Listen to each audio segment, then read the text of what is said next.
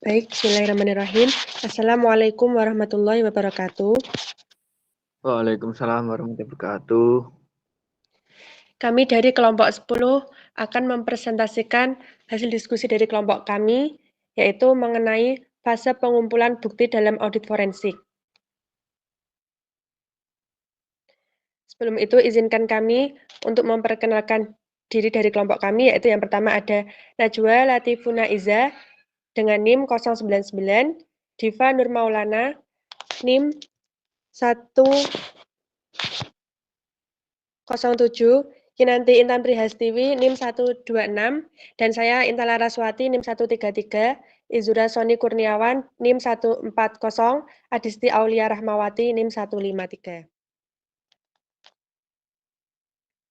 Adapun untuk outline dalam pembahasan kelompok kami yaitu 1. Pengertian bukti dalam audit investigasi, 2. Persyaratan bukti, 3. Bukti primer dan bukti sekunder, 4. Faktor-faktor yang mempengaruhi pertimbangan auditor, 5. Bukti dan pembuktian, 6. Bukti audit versus bukti hukum, 7. Metode pengumpulan bukti, 8. Teknik pengumpulan bukti, 9. Materi temuan, 10. Evaluasi bukti, dan terakhir pembahasan contoh kasus-kasus korupsi. Baik, langsung saja memasuki pemateri yang pertama. Saya silakan kepada pemateri.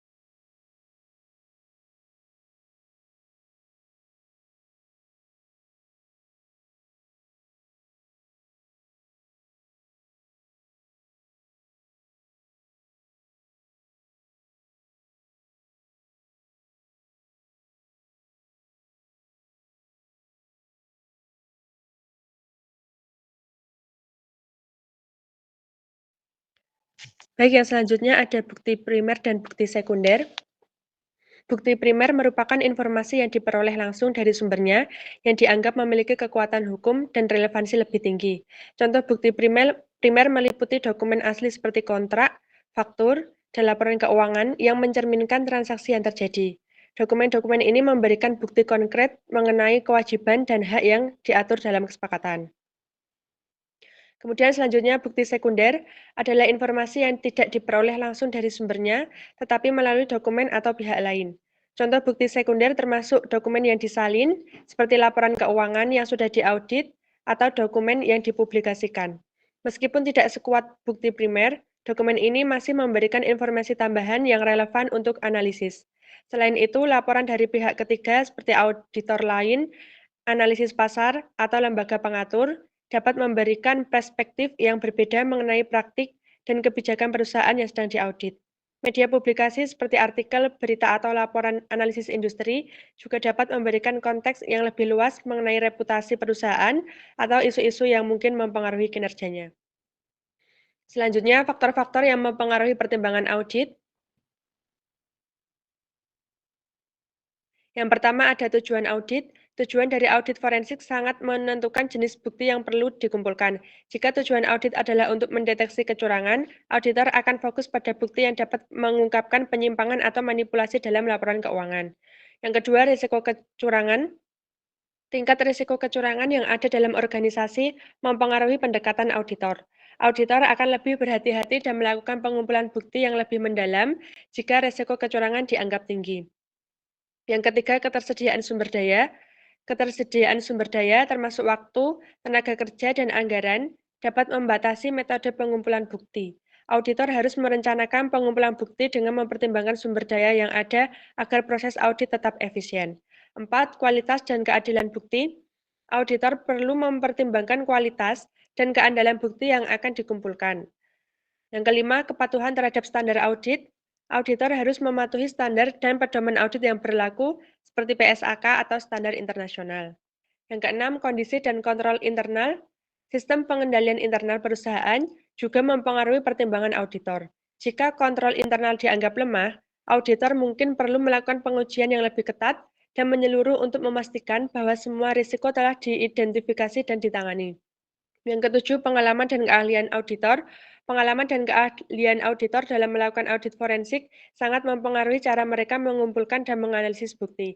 Auditor yang lebih berpengalaman cenderung lebih efektif dalam menilai jenis bukti yang relevan dan dalam mengidentifikasi area yang memerlukan perhatian lebih. Yang kedelapan, legalitas dan etika. Pertimbangan legalitas dan etika sangat penting dalam pengumpulan bukti. Auditor harus memastikan bahwa metode yang digunakan tidak melanggar hukum atau etika profesi, sehingga hasil audit dapat dipertanggungjawabkan. Yang kesembilan, kerjasama dengan pihak terkait. Kerjasama dengan pihak terkait seperti manajemen perusahaan, pihak hukum, atau lembaga pengatur dapat mempengaruhi akses auditor ke informasi dan bukti yang diperlukan. Dan yang terakhir, teknologi dan alat yang digunakan. Penggunaan teknologi dan alat analisis data modern dapat mempercepat proses pengumpulan bukti dan meningkatkan akurasi. Untuk materi selanjutnya akan disampaikan oleh teman saya. Yang selanjutnya itu bukti dan pembuktian. Sistem bukti dan pembuktian ini dilakukan dengan melakukan identifikasi seseorang yang benar-benar telah melakukan suatu kesalahan, baik disengaja maupun tidak disengaja, yang tergolong telah melakukan tindak pidana tertentu sampai dengan suatu putusan hakim ditetapkan dalam suatu penyelesaian perkara tertentu. Peradilan hukum pidana forensik, pengadilan yang memiliki kategori hukum pidana tertentu memiliki kriteria tertentu yang dimaksud dalam Undang-Undang Hukum Pidana. Yang selanjutnya, alat-alat bukti menurut KUHP. Menurut KUHP dikatakan bahwa imitatif suatu hal yang diatur dalam suatu UU akan diakui menurut undang-undang tertentu. Pembuktian digital forensik, Kafrastad mengatakan bahwa forensik komputer seperti barang bukti elektronik bersifat fisik dan dapat dikenali secara visual. Jenis-jenis barang bukti elektronik atau digital seperti komputer. Yang selanjutnya, bukti audit versus bukti hukum. Bukti audit, pengertian bukti audit dalam melaksanakan audit keuangan atas laporan keuangan, auditor harus mengumpulkan bukti audit untuk menentukan apakah laporan telah disajikan secara wajar sesuai dengan standar akuntansi yang diterima umum, Selanjutnya, perbedaan dari bukti audit dan bukti hukum. Yang pertama dari segi tujuan. Tujuan buku audit itu untuk mengundang opini auditor. Lalu kalau bukti hukum bertujuan untuk membuktikan adanya tindak pidana dan menetapkan pelakunya. Selanjutnya dari segi syarat, bukti audit cukup dan tepat. Kalau bukti hukum minimal ada 2 alat bukti yang sah dan hal yang secara umum sudah diketahui tidak perlu dibuktikan. Lalu dari segi bentuk bukti audit, yang pertama catatan akuntansi yang mendasari laporan keuangan dan yang kedua informasi lain. Bukti hukum yaitu meliputi keterangan saksi, keterangan ahli, surat, petunjuk, keterangan terdakwa. Yang selanjutnya itu dari segi cara, yang pertama bukti audit, yang pertama ada inspeksi, observasi, konfirmasi, perhitungan ulang, pelaksanaan kembali, prosedur analitis, dan permintaan keterangan. Lalu untuk segi cara dari bukti hukum, untuk yang pertama itu sama seperti syarat, seperti bentuk. Yang pertama itu keterangan saksi, keterangan ahli, surat, petunjuk, dan keterangan terdakwa. Lalu dari segi adjustment, dari segi auditor wajib menggunakan pertimbangan profesionalnya untuk satu, menentukan kecukupan jumlah bukti, yang kedua menentukan kualitas bukti yang relevan dan kompeten, yang ketiga menentukan metode pengumpulan bukti, yaitu dengan cara sensus dan sampling. Lalu untuk perbedaan dari bukti hukum, hakim wajib menggunakan kearifan untuk menilai kecukupan dan keabsahan alat bukti. Lalu dari segi landasan, bukti audit dilandaskan dengan standar audit, lalu untuk bukti hukum dengan undang-undang di bidang hukum pidana. Selanjutnya di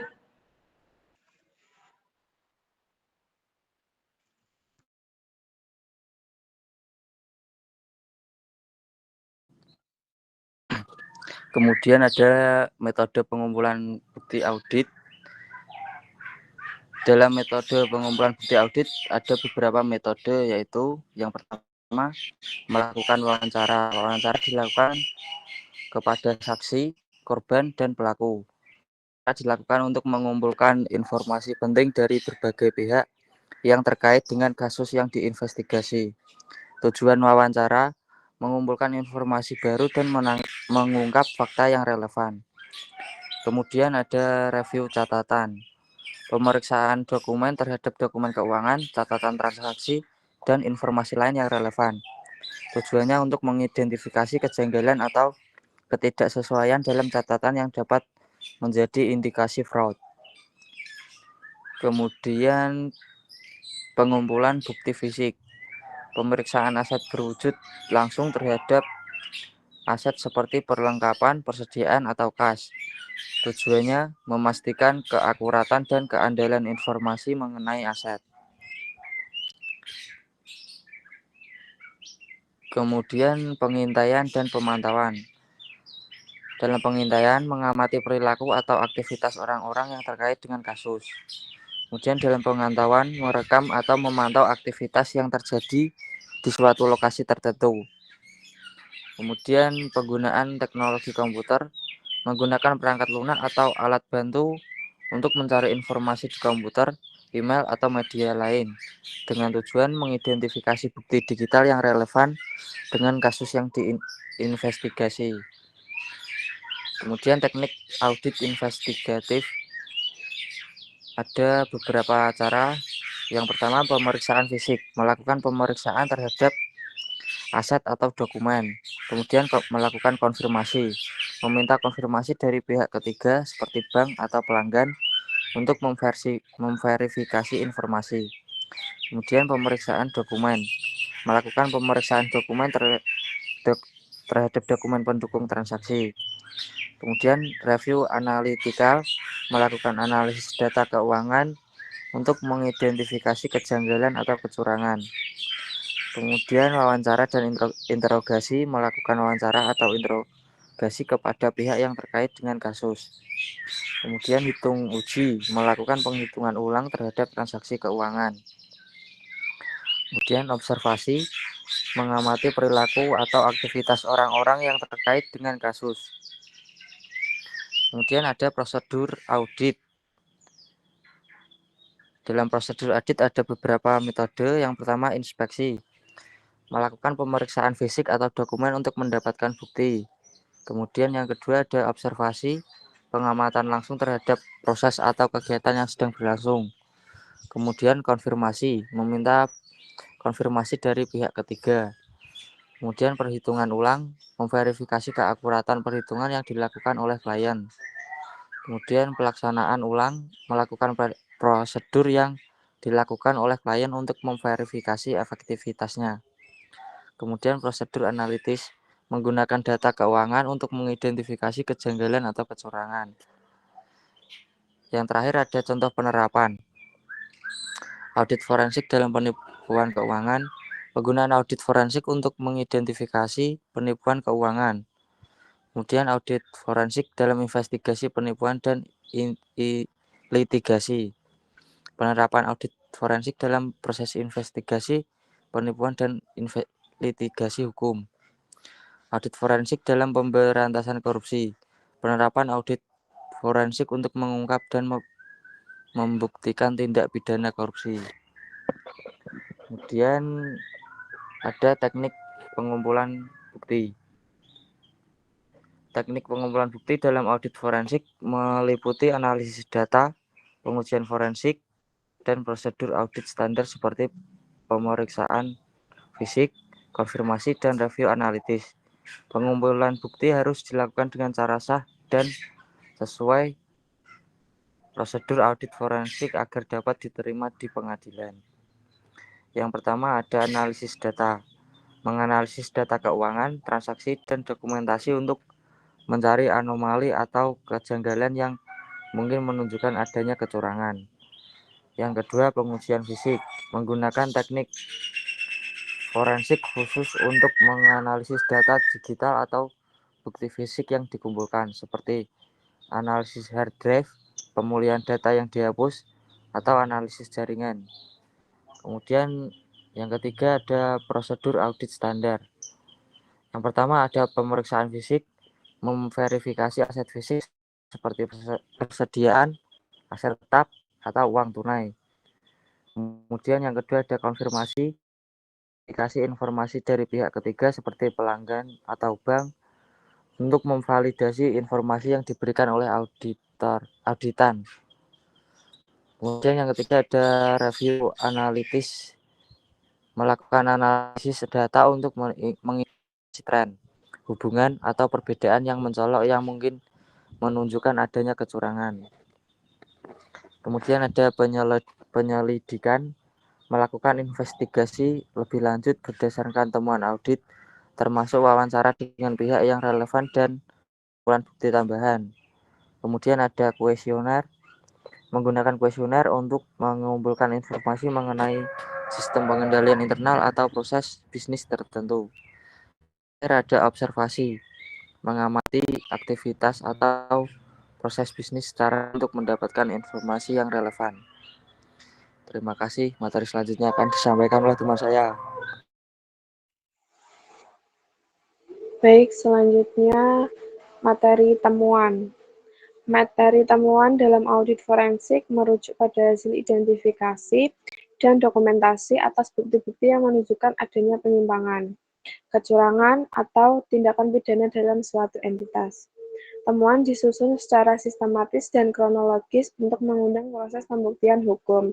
Penyajian temuan mencakup yang pertama, rangkaian fakta, menyusun bukti dalam urutan kronologis untuk menggambarkan alur kejadian. Kemudian yang kedua ada perbandingan prosedur, membandingkan antara prosedur yang seharusnya dilakukan dengan yang sebenarnya terjadi. Kemudian yang ketiga, identifikasi pihak terlibat. menentukan siapa saja yang terlibat dalam penyimpangan tersebut. Kemudian tujuan utama dari penyusunan materi temuan adalah untuk memudahkan dalam mengamati kelemahan atau penyimpangan prosedur yang terjadi, serta membantu proses identifikasi pihak-pihak yang terlibat, baik secara langsung maupun tidak langsung. Materi selanjutnya akan disampaikan sama saya.